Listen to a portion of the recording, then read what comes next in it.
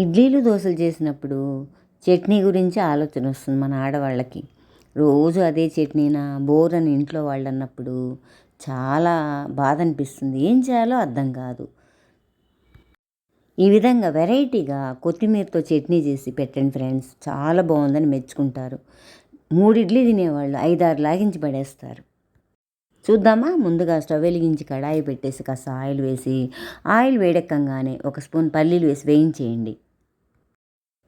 అవన్నీ వేగంగానే 1 స్పూన్ శనగపప్పు, మినప్పప్పు వేసేసి 4, 5 పచ్చిమిర్చి వేసేసి కొంచెం చింతపండు, కట్ చేసుకున్నటువంటి 1 ఉల్లిపాయ వేసి పచ్చివాసన అంతా పోయేటట్టుగా వేయించేసి ఒక పెద్ద కట్ట కాడలతోనే కొత్తిమీర వేసి వేయించేయండి.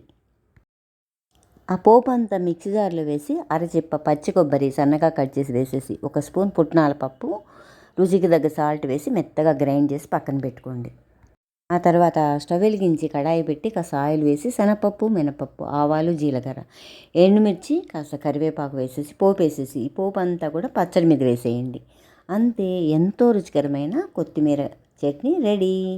ఈ విధంగా ట్రై చేసి పెట్టండి ఫ్రెండ్స్, చాలా చాలా బాగుంటుంది ఈ చట్నీ.